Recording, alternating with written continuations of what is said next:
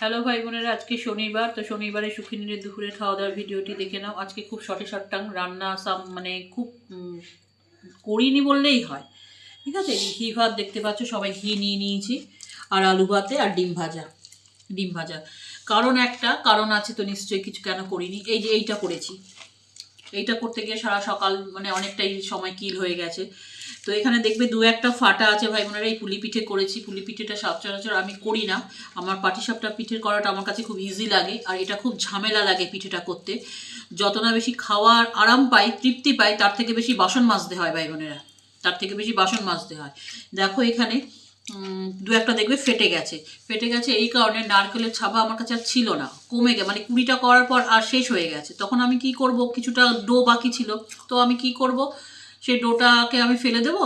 ওর বাবা অনেক সময় কি করে, এরকম পাতলা পাতলা ছোটো ছোটো গুঁড়ি গুঁড়ি করে সিমুইর মতন করে দুধে দিয়ে দেয়, কিন্তু সেটা খেতে ভালো লাগে না। আমি তখন কি করলাম, ঘরের মধ্যে প্যারা সন্দেশ ছিল, তো ওর মধ্যে নারকেলের পুরের বদলে প্যারা সন্দেশ। এবার প্যারা সন্দেশে তো চিনি থাকে বলে যখন আমি সেদ্ধ করেছি মানে ভাপিয়েছি, তো তখন দু একটা এই যেরকম ফেটে গেছে, দেখিয়ে দে বাবা, যে দু একটা ফেটে গেছে ভাই বোনেরা। ওভারঅল খেতে দারুণ হয়েছে।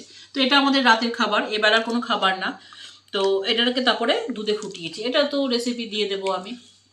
এটার জন্য আর কিছু রান্না করিনি, সময় হয়ে ওঠেনি, একা হাতে করেছি সব। ওর বাবা একটু হেল্প করেছে ঠিকই।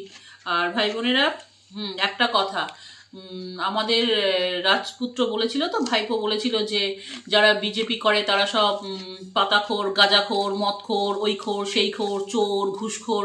তো যাই হোক, যে নাকি এতগুলো খোরের কথা বলেছে বিজেপিদের, তো তার পিসি তো এখান থেকে গঙ্গাসাগর, কলকাতা থেকে গঙ্গাসাগর হেলিকপ্টারে যেতে 3 দিন লাগে নাকি, তার লাগে।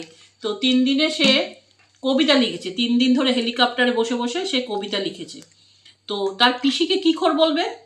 এখান থেকে হেলিকপ্টার হেঁটে বোধহয় 3 দিনে চলে যাবে মানুষ, উনি হেলিকপ্টার নাকি 3 দিন ধরে, যে নাকি কি বলবে, এখান থেকে হেলিকপ্টারে 3 দিন ধরে নাকি কলকাতা থেকে গেছে গঙ্গাসাগরে। তাহলে উনি কি খোর? উনি তো তাহলে পাতাখোর, গাঁজাখোর, মদখোর সবগুলো মিশিয়ে উনি একটা কিছু চাট তৈরি করে ওনার পিসি খায়, তবে এরকম কথা বলে যে 3 দিন লাগে নাকি হেলিকপ্টারে এখান থেকে গঙ্গাসাগরে যেতে কলকাতায়। উনি একটা চাট তৈরি করেন, এই চাটটা আমাদের দিলেও ভালো হয়, আমরাও একটু খেয়ে হজম করতে পারি ওনার কথাগুলো। আর ওনার ভাইপো আবার বিজেপির লোকদের বলছে গাঁজাখোর, অমুখোর, সেই খোর। কি বলবো, এরা মানে আর থাক, কিছু বলবো না, চুপ থাকি। জয় শ্রীরাম ছাড়া গতি নেই ভাই বোনেরা। আবারও বলছি, বাড়ি ঘরগুলোর চিন্তা করো, সাবধানে থাকবে, সাবস্ক্রাইব করে পাশে থাকবে।